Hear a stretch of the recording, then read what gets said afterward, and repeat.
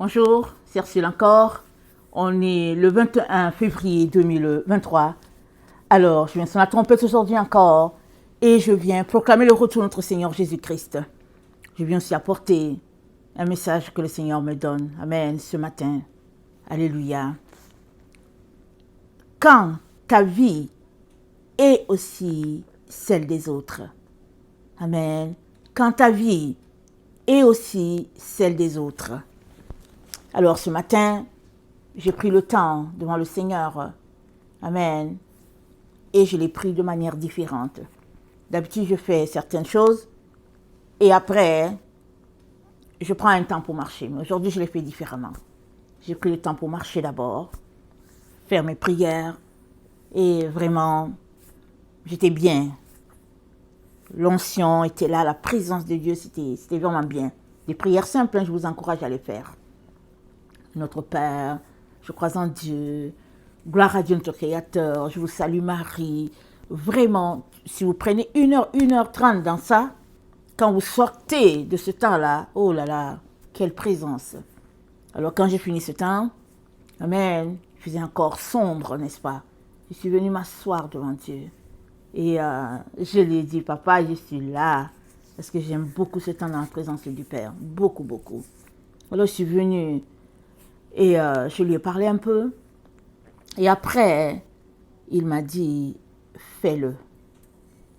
Il m'a dit, fais-le. Et quand il m'a dit, fais-le, je savais de quoi il parlait. Amen. Et c'était plutôt une rivière qui a commencé à couler. Les larmes, je n'arrivais pas à les retenir. Et je me suis rendu compte qu'il y avait deux raisons à cela. La première raison, c'était que quelqu'un devait faire cette commission-là. Amen. Et le Seigneur voulait que ce soit moi. Et voilà. Parce que ce n'est pas une commission facile. En tout cas, je n'ai pas pensé que ce serait moi. Mais je devais le faire. Alors j'ai pleuré toutes les larmes de mon corps. Et après, l'autre raison, c'était que c'était beaucoup contenu à l'intérieur. Je me rendais compte. Souvent, c'est contenu. On contient. À un moment donné, on vient tout simplement et puis ça coule. Et puis ça fait du bien. Alors je me suis retrouvée dans une mare. Et quand je me suis calmée, je lui ai dit, oui Père, je vais le faire. Et c'est comme ça que depuis le matin, je suis en train de travailler, n'est-ce pas, à comment apporter ce que le Père voulait que j'apporte. J'ai pris du temps pour prier et puis aussi faire d'autres choses à côté. Et comme je vous ai dit, nous servons un Dieu de miracles. Un Dieu qui est tellement bon, qui est merveilleux. Et je ne vais pas répéter assez. On m'a arraché mes papiers. Mes papiers m'ont été arrachés. Et je n'ai pas compris pourquoi. Mes papiers, ceux de mes enfants. J'ai été privée de cela. Et Dieu a renversé la situation. Là où mes papiers sont arrivés, il a ouvert mes yeux.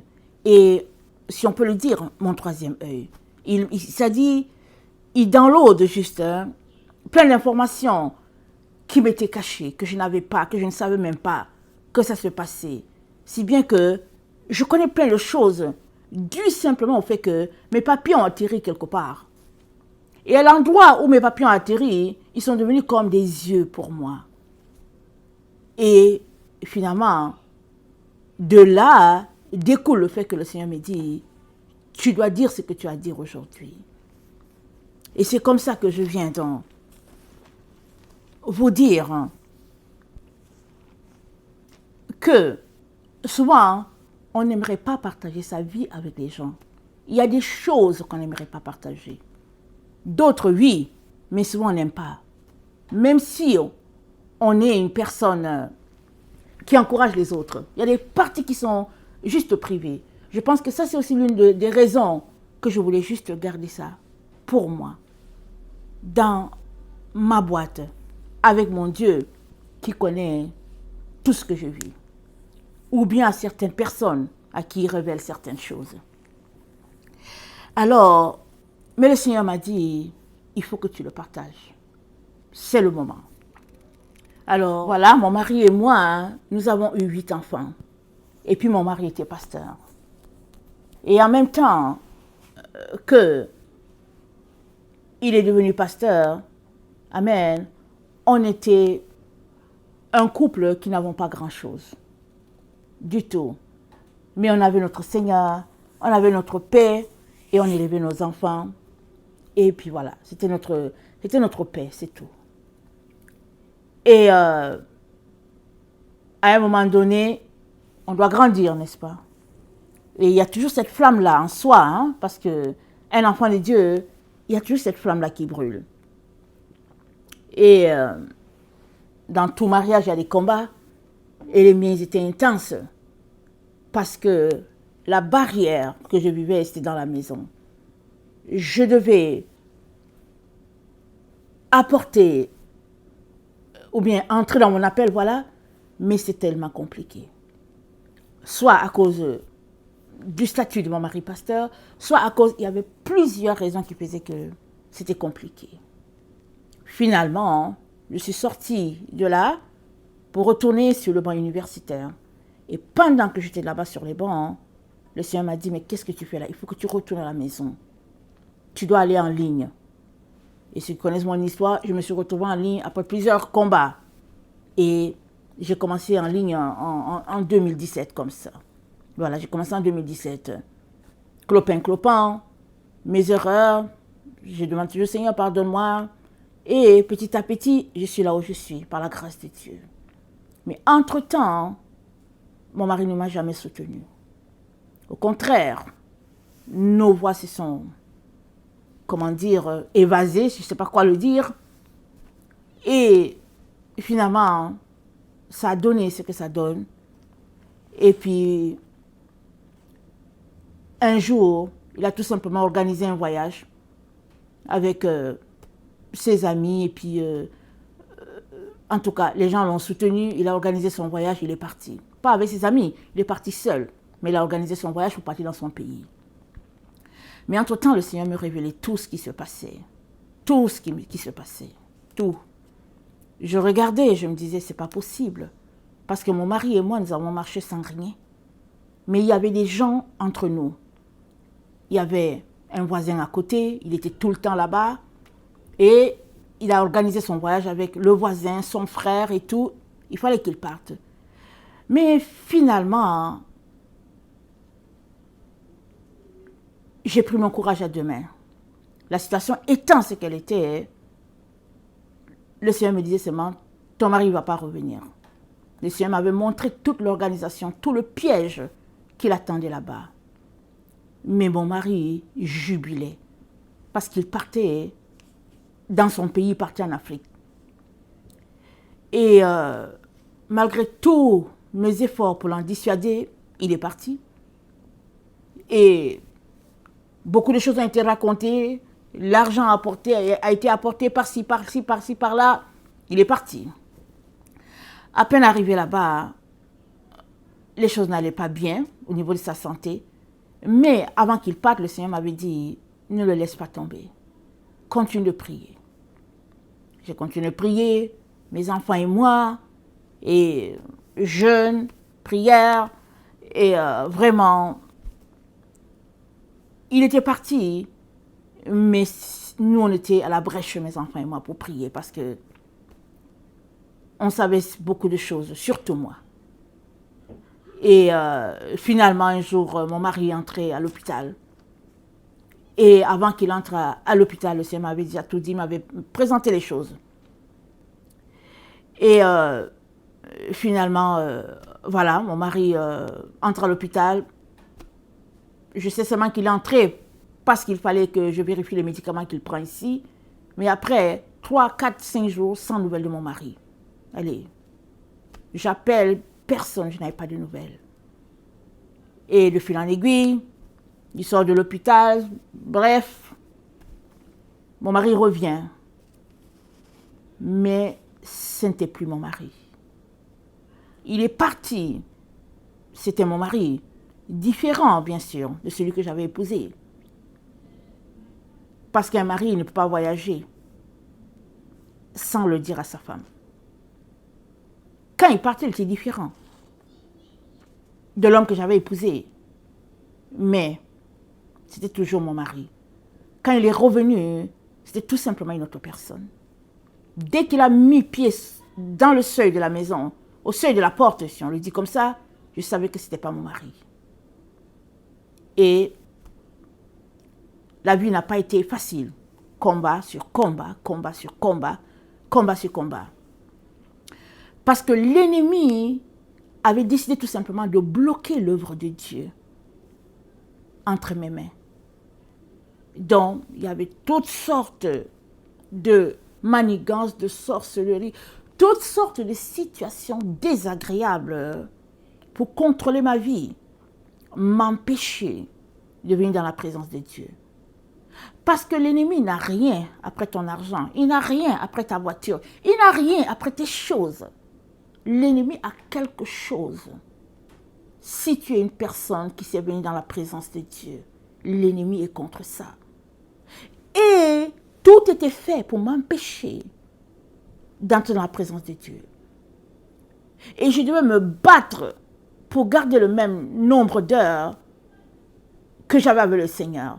Si j'étais rendu à 3 heures par jour avec le Seigneur, dans les combats et tout ça, je devais aller trouver mes 3 heures un peu plus aussi.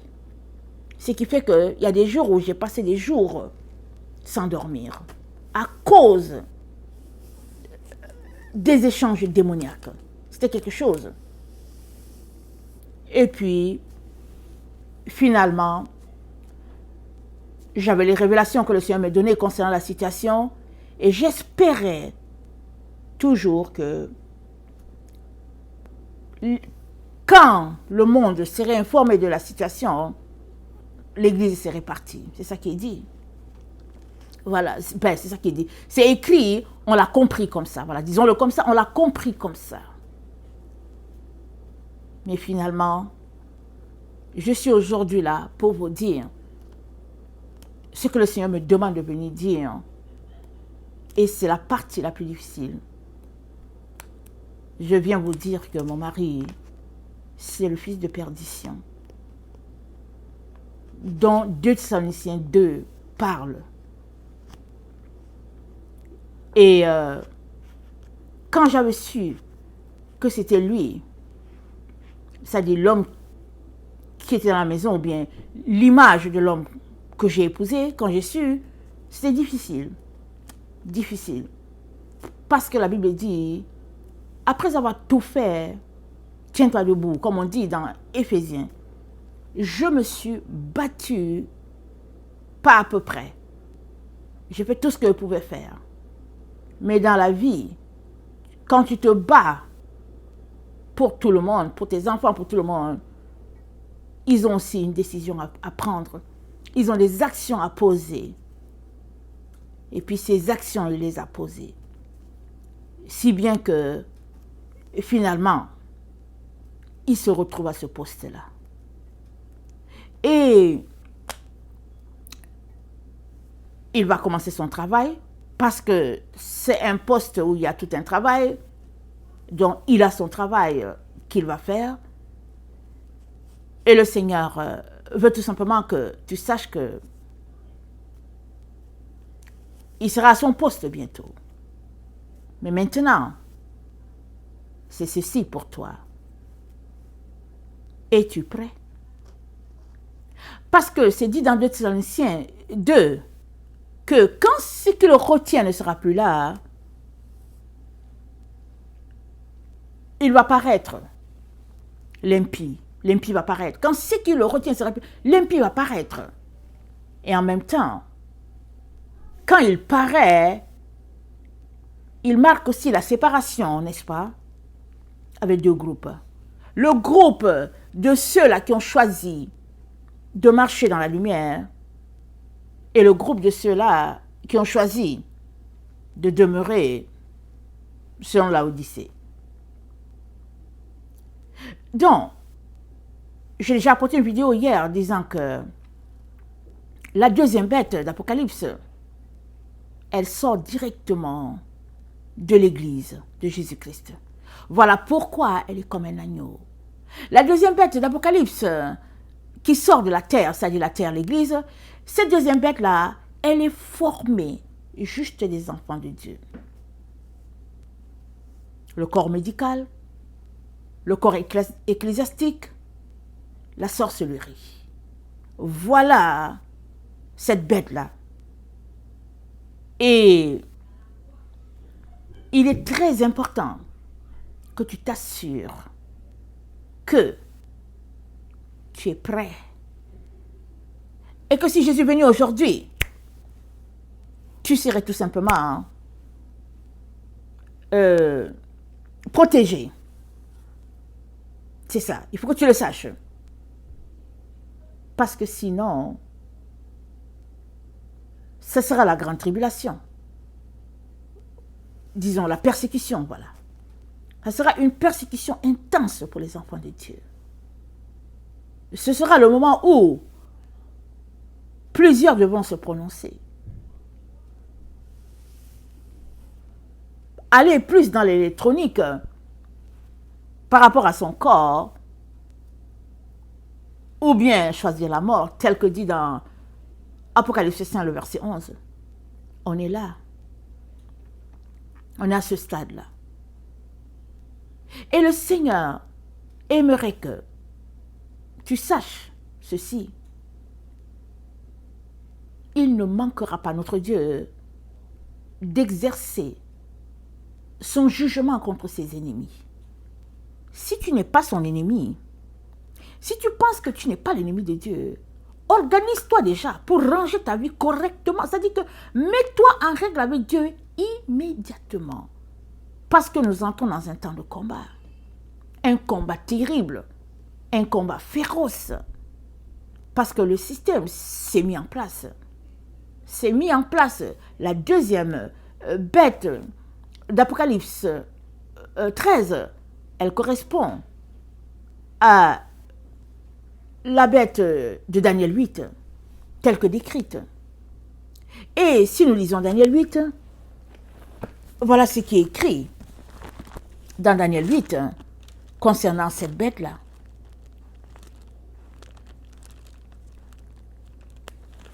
Excusez-moi. Daniel 8, le verset 23. À la fin de leur domination, lorsque les pécheurs seront consumés, il s'élèvera un roi impudent et artificieux. Sa puissance s'accroîtra, mais non par sa propre force. Il fera d'incroyables ravages. Il réussira dans ses entreprises. Il détruira les puissants et les peuples des saints. À cause de sa prospérité et du succès de ses ruses, il aura de l'arrogance dans le cœur. Il fera périr beaucoup d'hommes qui vivaient paisiblement. Et il s'élèvera contre les chefs des chefs, mais il sera brisé sans l'effort d'aucune main. Et la vision des soirs et des matins dont il s'agit est véritable. Pour toi, tiens secrète cette vision, car elle se rapporte à des temps éloignés. Et ces temps éloignés, nous sommes arrivés à ces temps éloignés. Alors, qu'est-ce qu'il va faire, le leader en place? C'est dire, sa puissance va s'accroître, mais pas par sa force. C'est-à-dire, il y aura toute une organisation qui va placer cette personne-là. Et cette personne-là, elle sera placée et c'est dit quoi? Elle sera contre les saints et les personnes qui sont riches. On peut s'arrêter pour dire, ok, les personnes riches, qu'est-ce qu'elles ont à voir? Mais bon, voilà. Vous savez, Dieu, pour juger une personne, il le met d'abord comme juge. Alors, il va juger les autres, les fils de perdition. Il va juger tous les ennemis de Dieu. Tous ceux-là qui sont opposés à Dieu, le fils de perdition va les juger. C'est un juge. Et Dieu va les juger après. Alors Dieu veut que tu saches que c'est son temps. Parce que si tu n'es pas prêt, si tu ne cours pas pour te repentir, tu ne cours pas pour demander pardon, c'est lui qui sera ton leader. Il sera ton leader sous peu. Et c'est écrit. Il ne va pas passer par 4 chemins. Alors, il est donc très important que tu mettes ta vie en règle avec Dieu. La Bible dit que Dieu ne dédaigne pas le cœur brisé et contrit. Il ne dédaigne pas le cœur brisé et contrit. Dans Joël 2, c'est dit, le verset 12, « Maintenant, encore, dit l'Éternel, revenez à moi de tout votre cœur, avec des jeûnes, des pleurs, des lamentations. Déchirez vos cœurs et non vos vêtements. Et revenez à l'Éternel votre Dieu, car il est compatissant et miséricordieux, lent à la colère, riche en bonté, et il se répand des mots qu'il envoie. Qui sait s'il ne reviendra pas et ne se repentira pas, et s'il ne laissera pas après lui la bénédiction. Des offrandes et des libations pour l'Éternel votre Dieu, sonnez de la trompette en Sion, publiez un jeûne, une convocation solennelle, assemblez le peuple, formez une sainte réunion, assemblez les vieillards, assemblez les enfants, même les nourrissons à la mamelle, que l'époux sorte de sa demeure, et l'épouse de sa chambre, qu'entre les portiques et l'autel, pleurent les sacrificateurs, serviteurs de l'Éternel, et qu'ils disent, Éternel, épargne ton peuple. Ne livre pas ton héritage à l'opprobre, aux railleries des nations. Pourquoi dirait-on parmi les peuples, où est leur Dieu? Donc Dieu nous demande de sortir, de pleurer, de gémir, de jeûner, de le supplier. Pourquoi? Parce que c'est dit, Joël 2, le verset 1, sonnez de la trompette en Sion, faites-la retentir sur ma montagne sainte, que tous les habitants du pays tremblent, car le jour de l'Éternel vient, car il est proche, jour de ténèbres et d'obscurité, jour de nuée et de brouillard, il vient comme l'aurore, se répand sur les montagnes. Voici un peuple nombreux et puissant, tel qu'il n'y a jamais eu, qui en aura jamais dans la suite des âges. Devant lui est un feu dévorant, derrière lui une flamme brûlante. Le pays était auparavant comme un jardin d'Éden, et depuis c'est un désert affreux. Rien ne lui échappe. Allez voir, on dirait des chevaux, et ils courent comme des cavaliers. À les entendre, on dirait un bruit de chars.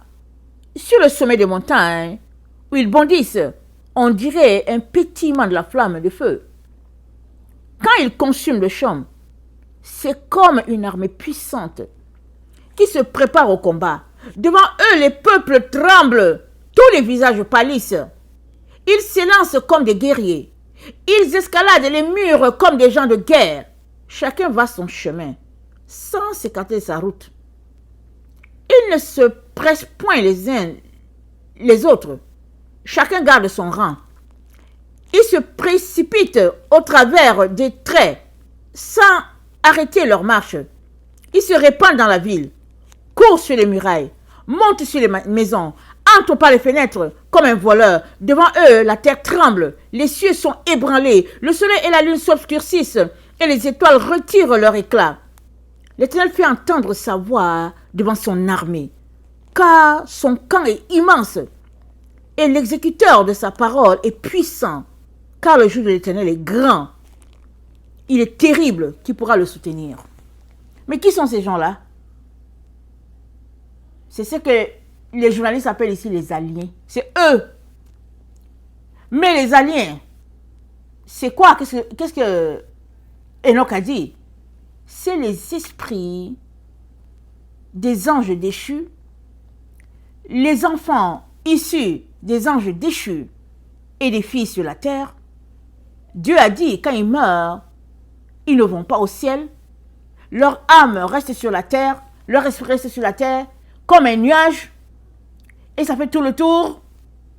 Et leur esprit apporte quoi? des fléaux, des maladies, des guerres, la famine. C'est ça que leur esprit est là, ça reste sur la terre. Ça assombrit notre atmosphère. Mais leur esprit, c'est ça. Parce que quand quelqu'un meurt, soit l'esprit retourne à Dieu, n'est-ce pas? Mais eux, Dieu a dit, ça ne vient pas chez lui. Parce que ce n'est pas un produit qui vient de Dieu. C'est un peuple hybride. Parce que Dieu n'a pas conçu une relation entre les anges et les humains. Mais vous savez quoi? La science, la technologie les a provoqués. Oui, avec les progrès technologiques, les humains sont allés toucher à ces esprits-là.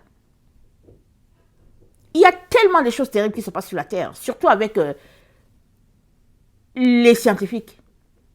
Et ce qui est grave, c'est que les scientifiques chrétiens aussi ont embarqué dedans. Ils ont embarqué, c'est pourquoi Dieu n'est pas content du tout. Les gens du monde font quelque chose. Dieu va dire, ok, ils ne me connaissent pas. Mais les enfants de Dieu sont entrés dedans pour se faire de l'argent. Et ils ont provoqué Dieu, et ils ont provoqué ces esprits-là. Regardez, allons-y lire dans Ézéchiel. Dans Ézéchiel 13, le verset 18. Ézéchiel 13, le verset 18. Tu diras, ainsi parle le Seigneur l'Éternel, malheur à celles qui fabriquent des coussinets pour toutes les aisselles et qui font des voiles pour la tête des gens de toute taille, afin de surprendre les âmes. Pensez-vous surprendre les âmes de mon peuple et conserver vos propres âmes? Vous me déshonorez auprès de mon peuple pour des poignées d'orge et des morceaux de pain. Donc, il y avait des femmes qui étaient là, qui cousaient. Vous savez que d'habitude, à l'origine, c'est les femmes qui cousent, pas les hommes. Donc, elles cousent des coussinets, et ces coussinets-là, ça sert à la sorcellerie. Alors, elles font des pratiques. Alors, ces personnes-là sortent les âmes des gens qui sont saints, qui sont purs, leurs âmes sortent du corps. Alors, les âmes, ils font voler les âmes, ils font sortir les âmes des gens de leur corps, et l'âme devient errante, le corps devient vide, et puis ils mettent dans le corps, amen, les esprits des anges déchus. Les esprits des gens qui vivaient depuis, ils commandent ça dans le corps de la personne. Alors ces gens-là, généralement, traditionnellement, les gens les appellent, exemple, les zombies, les appellent comme ça. Et c'est des choses qui étaient faites dans les traditions, longtemps. Oui, Dieu en parle à Ézéchiel, ça veut dire que c'est quelque chose qui est vieux. Et puis, qui a envoyé cette pratique-là? C'est les anges déchus. C'est eux qui ont envoyé cette pratique-là sur la terre. Cette pratique abominable, là, Dieu ne l'aime pas. Il l'a envoyée sur la terre. Mais ce qui est grave, c'est que plusieurs enfants de Dieu pratiquent ça. Il y a beaucoup d'enfants, il y a beaucoup de personnes qui sont des personnes riches sur la terre. Parce que ce sont des maîtres terriens. Ils ont des esclaves et des esclaves. Les esclaves travaillent pour eux, ils ne les payent pas. Mais ces esclaves sont maltraités.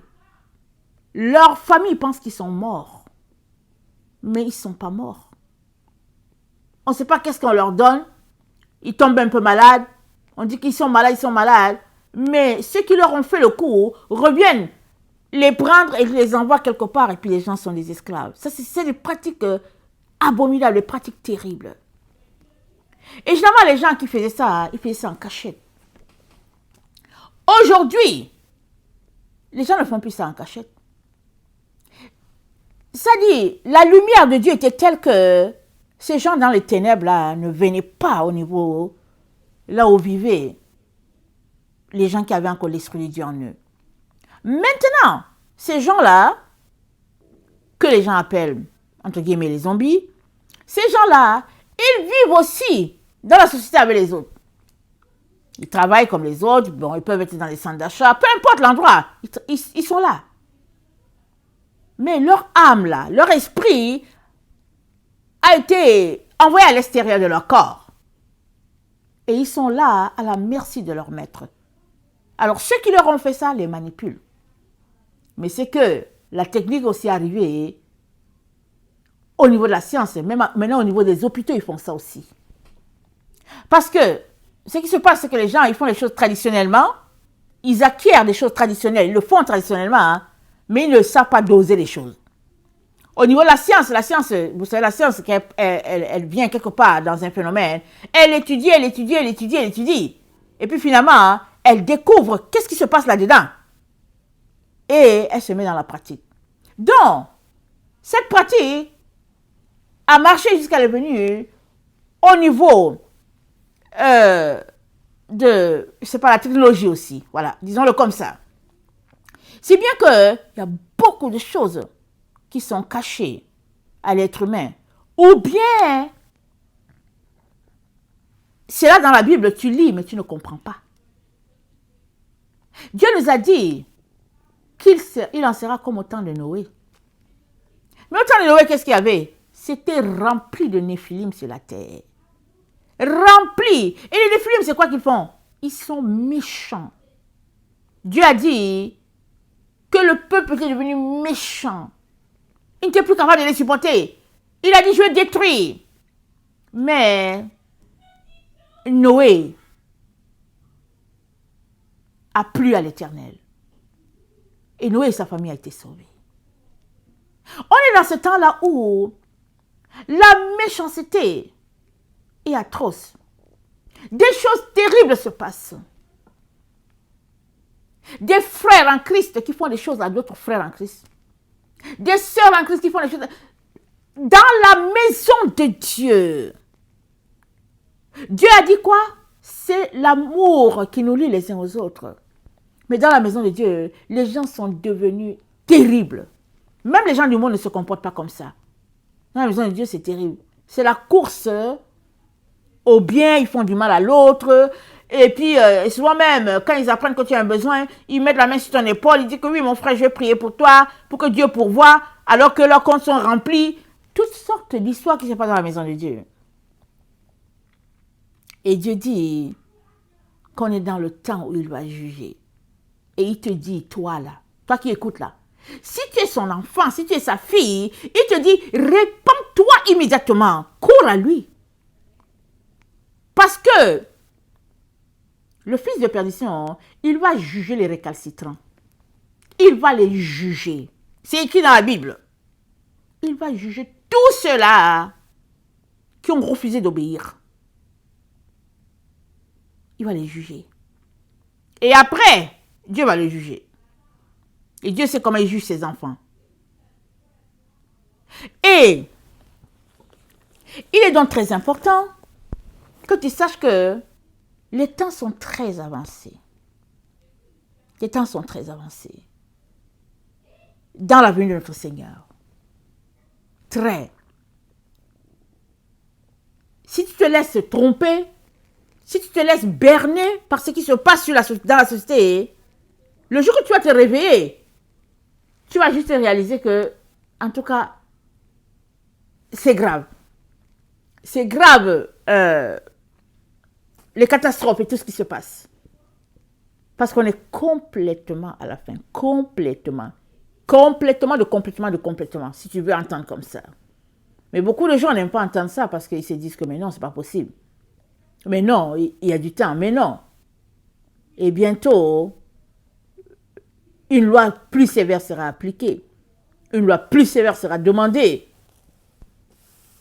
à l'humanité. Et comme Dieu a dit, le jugement commence à Babylone. Et ça commence en Occident. Parce que Jésus-Christ a dit quoi? Il dit comme l'éclair part de l'Orient et finit en Occident, ainsi sera l'avènement du Fils de l'homme. Notre Seigneur, il commence à juger à partir de l'Occident. L'éclair est parti de l'Orient.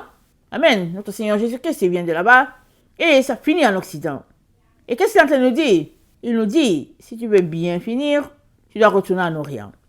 Je ne le dirai pas assez en disant que notre Seigneur Jésus-Christ ne vient pas de l'Occident. Il n'a pas établi une église qui vient de l'Occident, qui vient de Babylone, non. L'église de Jésus-Christ est née à Jérusalem. Il a laissé toutes les conditions.